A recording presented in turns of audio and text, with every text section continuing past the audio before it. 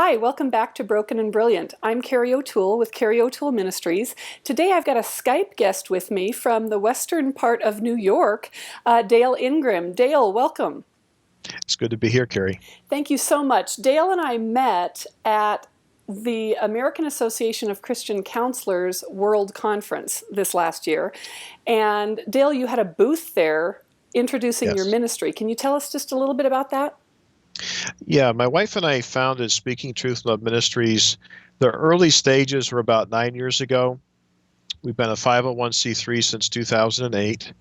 And our ministry grows out of my wife's story. My wife was abused by her father from the age of 10 until she was 18 years old. And we made a lot of mistakes in how we dealt with, or actually how we didn't deal with her dad. Faith and I met at Bible College here in New York State. I graduated in 1983 and my wife graduated in 1984. And actually her dad graduated from the same institution back in 1961. Wow. Yeah, and he's pastored little churches all over this part of New York State. And he started raping and molesting Faith when she was 10 years old. And it lasted until she was 18. And he was a pastor during that whole time. Since we started our ministry, we know that there are other victims. You know, we kind of assumed that she was the only victim. And since she was out of the house, we had hoped he had repented. And, you know, you think of any sin with Christians, you confess it, you repent of it, and you get victory and you move on. But sexual abuse is a very powerful addiction. And it's not that it's impossible for an offender to change, but it's unusual for an offender to truly change. We just seldom see it. Wow. So, you know, I don't want to get into details or anything like that. I just want you to be able to share what it is you would like to share and what your wife would like you to share. What interests me, Dale, is that you're a man speaking out on this topic. And I think that's unusual. Can you tell why is this so important to you? How has this impacted you and your marriage and your relationship with your wife? Okay. Yeah, I know, looking back, I know I made a lot of mistakes in terms of we never dealt with her dad. What woke us up was 10 years ago.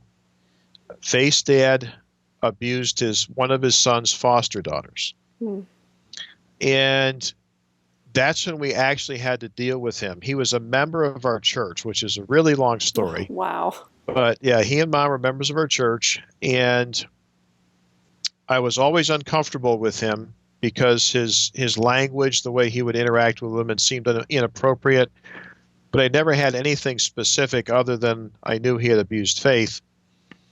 But then 10 years ago when he molested... Which, by the way, that should be enough. Correct. Yeah. What I know now, you know, I'm horrified by what we didn't do. Right. But you for live most and of my ministry. learn. Yeah, I mean, you didn't know. Yeah. So the catalyst, I think, for our ministry was when we really woke up to this 10 years ago, and I had to go and confront Faith's dad, not only with what he had done to one of his son's foster daughters, I confronted him that night with what he had done to Faith. And that was a wake-up call for us.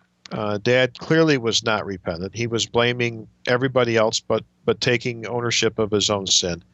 The other thing is Faith is the one that began to do all the research. She was reading the books and going online. So she would digest the information, feed it back to me, and we were both just absolutely shocked at the statistics, at the reality. And I realized, you know, I was like 99% ignorant about the issue of abuse. I could have given you a definition, at least a partial definition. But the only exposure I ever had to any kind of teaching, and it really wasn't teaching, it was news about abuse, would be like someone from New York City down around Central Park. You'd hear about a jogger or someone on a bike, some guy, some stranger jumps out of the woods and rapes her. Right. Okay, so that's my general concept of sexual abuse. I knew it happened. Even knowing that Faith's dad had abused her, and I guess, there'd be a few other stories along the way that I could say, okay, I'm aware of that. Completely ignorant, though, about the scope of abuse, how often it occurs. It occurs right under our noses. It occurs in public. It occurs at family get-togethers. It occurs during church services. All of that stuff was just information we didn't have. And so our initial thought was, as we began to be enlightened about the issue, was, we have to get this into churches. We have to go and help believers, not just church leaders, but everybody, really understand this issue. Most people have some knowledge, like I did, that abuse is there, but they still, for the most part, the vast majority of Christians do not understand the extent of abuse and the risk that their kids are at in even public places. Wow. So as you're talking about your wife, did you know going into your marriage that she had been abused and that this was an issue? How did that come up between the two of you? This was a very painful thing for Faith to go through. And I think probably any survivor, is terrified at the thought of dating, and then how am I going to tell my mate? And of course, it may be a lot of guys, a lot of boys are abused. So, and I want to just say also that Faith has given you permission to speak on this. As we're talking about it, I'm just thinking about anyone out there who may have been abused themselves, and I want them to understand. Yes. You and Faith wrote a book. You have a ministry together. I met you. That's where we have the connection. And I find it very interesting and appealing that there is a man speaking out on this. But Faith it's her story, but she's given you permission. Absolutely. And we just were at a conference in Greenville a week and a half ago. And Faith shares her story. She shares it in churches on Sunday mornings as God gives us the opportunity. She shares it at all of our conferences. So all of what we're going to be talking about are things that she shares openly. Okay, great. But this was very painful. Going back to college, we were getting serious, but I knew there was something wrong. It's like there was an invisible wall there. And eventually, Faith was able to tell me, because she knew that I was going to be proposing to her soon, and somehow it had to come up. And so it was a lot of crying, a lot of heartache. She didn't tell me the extent of the abuse. I didn't ask. I knew that her father had sexually abused her. And from time to time in our marriage, it's going to come up because it creates all kinds of issues. Can you talk about that just for a minute? What do you mean by all kinds of issues? Well, I think that probably the most obvious is going to be with intimacy.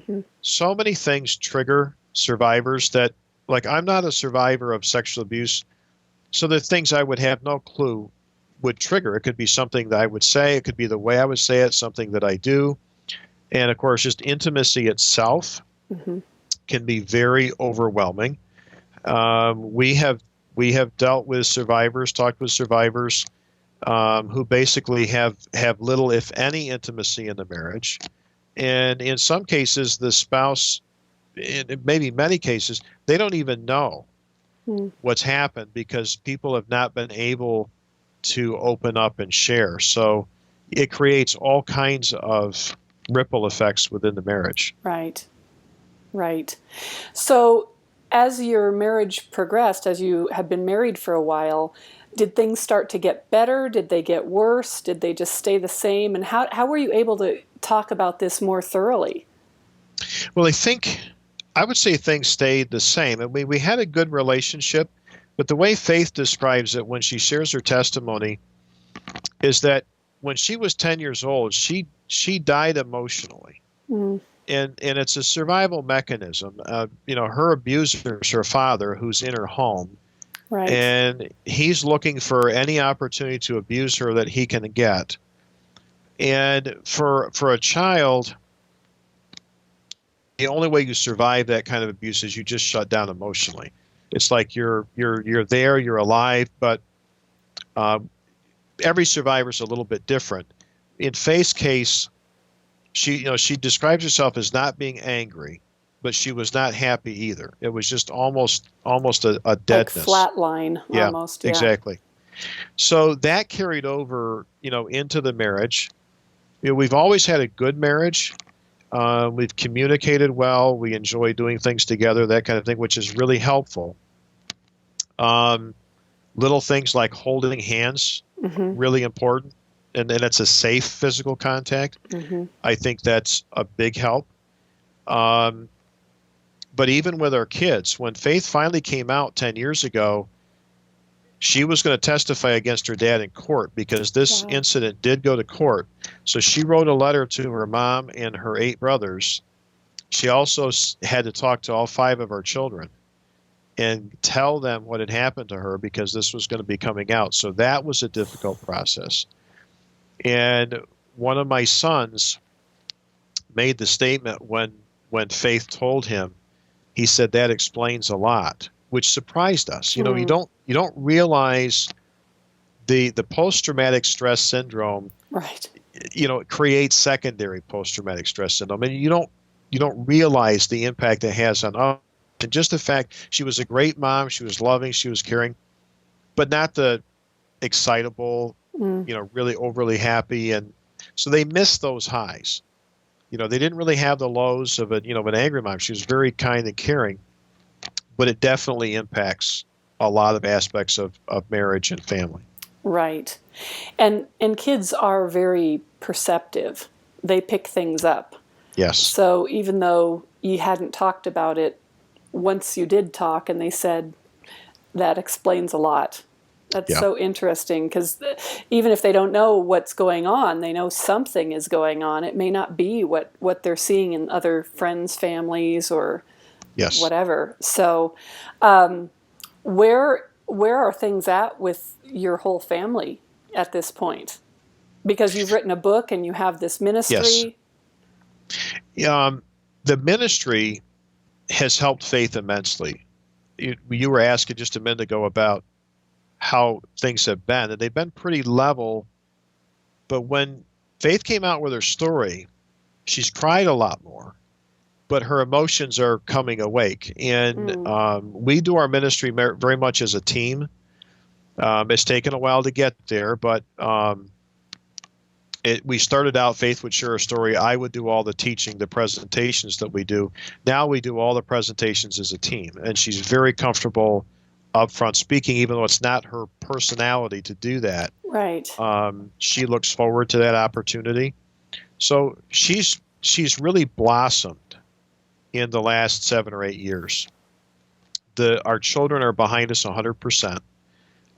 It's not easy for them to, if we're in the car and the kids are there, we try not to talk about the ministry all the time just because we don't want to overload them. Right. It's a deep, heavy topic. It is. For them to have to be listening to all the time. Yeah. Yeah. Yeah. It's hard for them to contemplate, what Faith's dad did to her. Right. Because this is Grandpa. Yeah. Yeah. And none of them call him that. So it's, and the thing is, and I guess in some ways, I call him Dad. I always have. He doesn't deserve to be called Grandpa because his behavior, even though he claims to be a Christian, which is a whole nother area, I'm convinced that he's not a Christian. I see no evidence of the Spirit in his life at all. He has done this for much of his life. I would say all of his ministry, just in different reports of other people who have been abused by him. And yet there's no shame. There's no sense of guilt. He thinks he's fine. That's telling me the Holy Spirit's not there. Wow. It's just so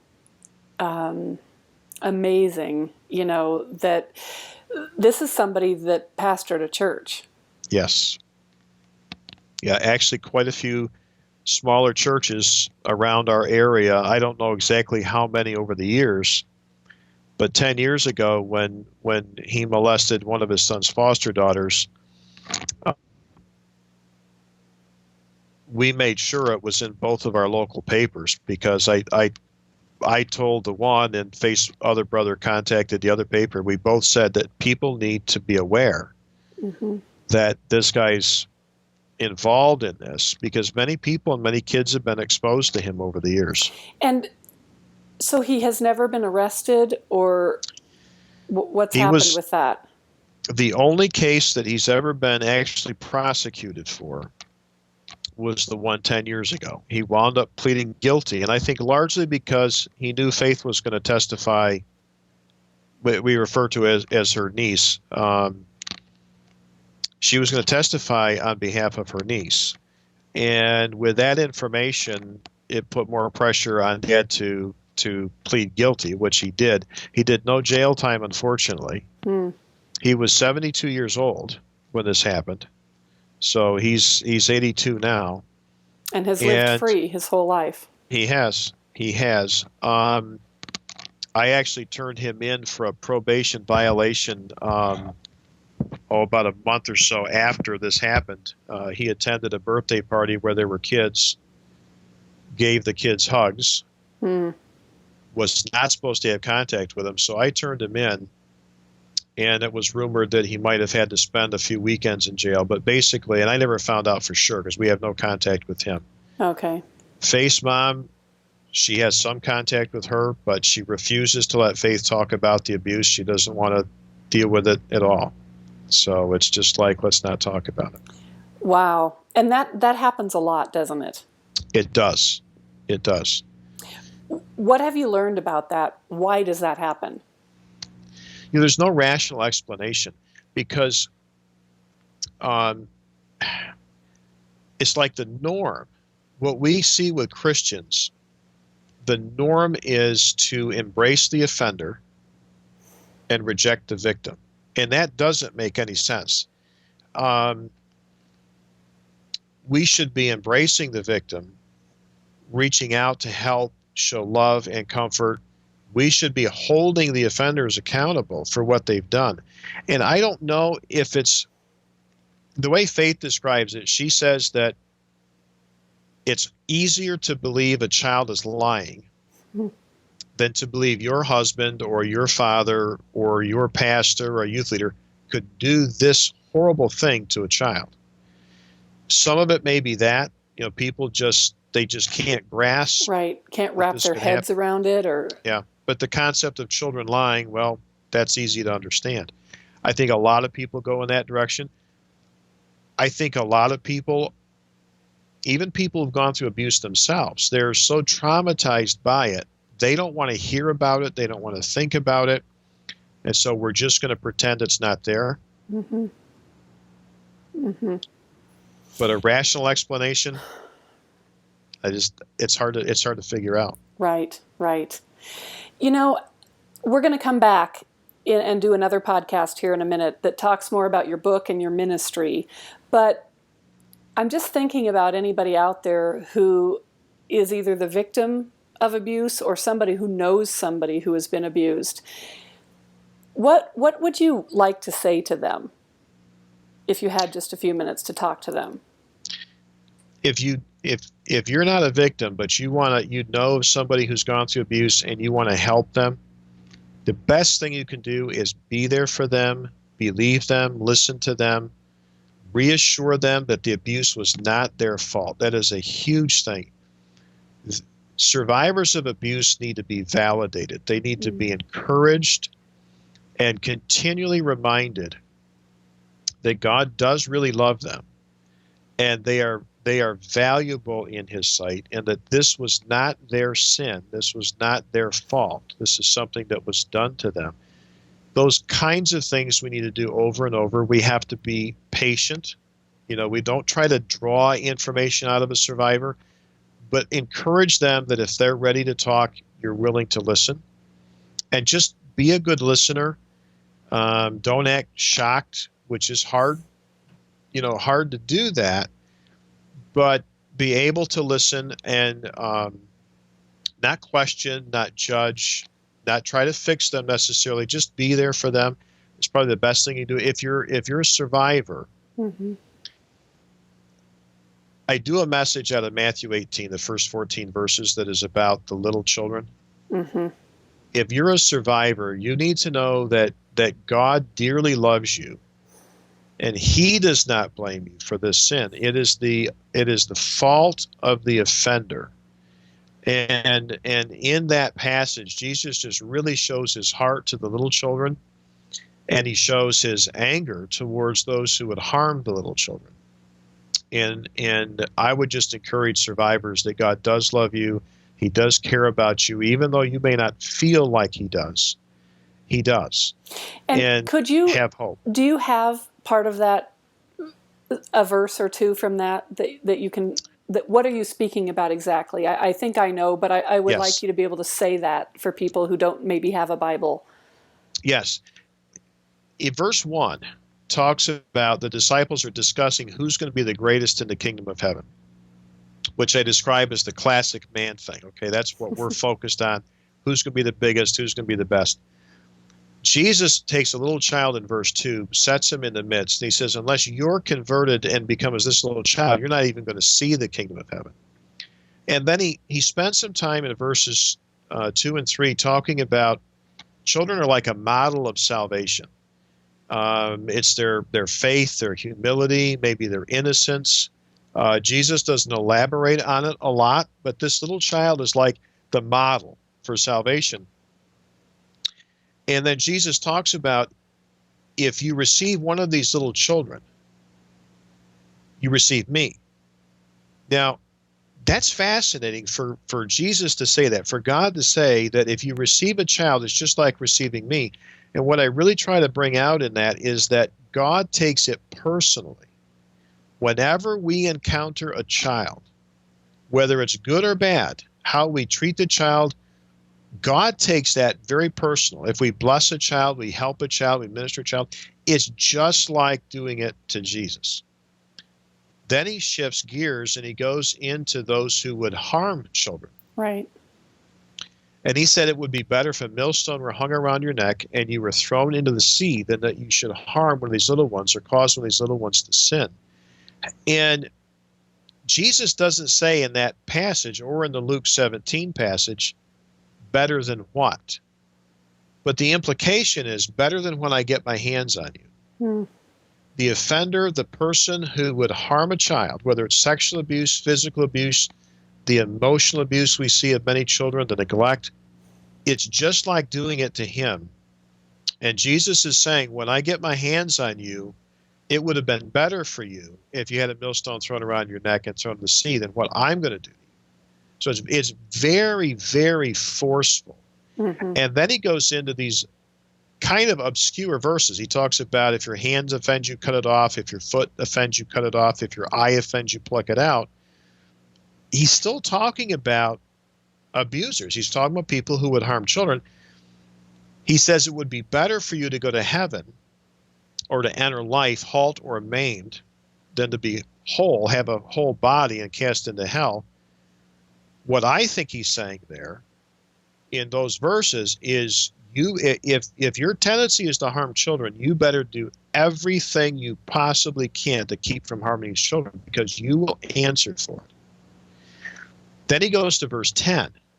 He's still continuing talking about the children and talking to the abusers. And Jesus goes to verse 10. He says that the angels of these children always behold the face of my Father who's in heaven. Now, he doesn't elaborate to say, well, what does that mean? But he says angels plural. I don't know if that means every child has an angel or there's a group of angels watching over the children. But what does it mean that these angels are always beholding the face of my Father who's in heaven? What I get out of that is they're there reporting to the Father about the children. Mm. God absolutely knows what is happening with the children. He is outraged by it. He's brokenhearted over it. He knows, he cares, he's paying attention. Now, I know there has to be an ache in survivors' heart about why didn't God stop the abuse? Right. And we could come up with some philosophical answers to that, but nothing that's really going to, in a meaningful way, answer that. Mm-hmm. God is going to deal with the offender. He's going to those who have been abused. But after verse Verses 11 to 14 are about the lost sheep. And this is where, every time I've preached this before, I just go on to another theme like evangelism in general, but it's still about the children. And he talks about the lost sheep that goes astray. The shepherd leaves the 99, goes and finds the lost sheep. And then he says in verse, and when he finds it, there's more rejoicing over that lost sheep than over the other 99. But in verse 14, he says, neither is it the will of my Father who's in heaven that any of these little ones should perish. He's still talking about the little children. And ever since I did this message for the first time and really put it in the context of child abuse, I've referred to these folks as the lost sheep of Matthew 18. These are children who have been abused, many of them in a Christian setting. They have been rejected by the church. They have been shunned. They have been accused. They have been, burden after burden after burden laid on them. Their fault. It's their guilt. And these sheep have left. These lambs have wandered away. And God is saying to us in that passage, you better go find them. Mm-hmm. Because I want them found. I want them brought back. In the church, young people are leaving our churches in droves. Right. And they've been doing it for generations. And I think abuse and how they've been treated after they've been abused is a huge reason why they're abandoning the faith. Wow, that's brings a whole new meaning to those verses if you've never looked at it, which I have not. I mean, I've thought about the one with the millstone many times, but going on, that's really gives a lot of something to think about there. So, well, Dale, I want to thank you so much for joining us here today. What an interesting and impactful and important message you have.